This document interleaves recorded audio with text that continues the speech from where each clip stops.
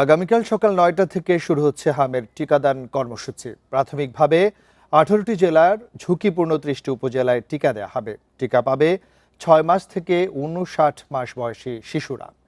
যেসব শিশু এরই মধ্যে হামে আক্রান্ত হয়েছে বা যাদের মধ্যে হামের উপসর্গ আছে তাদেরকে টিকার পরিবর্তে দেয়া হবে ভিটামিন এ।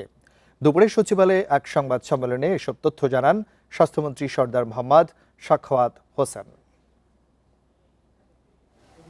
দেশের বিভিন্ন হাসপাতালে প্রতিদিনই বাড়ছে ভাইরাসজনিত রোগ হামে আক্রান্ত রোগীর সংখ্যা।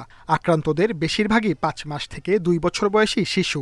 শুক্রবার পর্যন্ত 19 দিনে হামের উপসর্গ নিয়ে দেশে 94 জন শিশুর মৃত্যু হয়েছে। আক্রান্ত হয়েছে 5792 শিশু।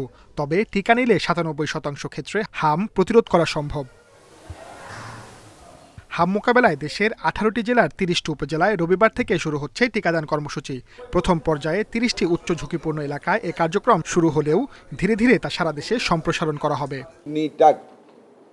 এরা এবং আরও কিছু এক্সপার্টাইজ ফ্রম হেলথ মিনিস্ট্রি তারা আইডেন্টিফাই করেছেন কোথায় বেশি ভয়াবহ আকারে এই মিজেলটা শুরু হয়েছে। 18টা জেলার অধীনে 30টা উপজেলাকে আমরা হিট করতে চাচ্ছি। এখন ওইখানের মিজেলসের আক্রমণটা বেশি বিদায়।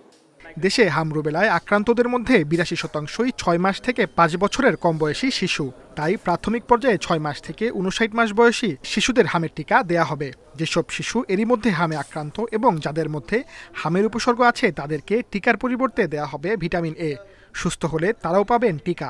এই পর্যন্ত যত রোগী মিজেলে ভর্তি হয়েছে তার মধ্যে 82% রোগী হলো 5 বছর মানে 6 মাস থেকে 5 বছরের নিচে। এই ব্র্যাকেটের ভিতরে রোগী 82% এবং এইখানে ডেথটা বেশিও হচ্ছে।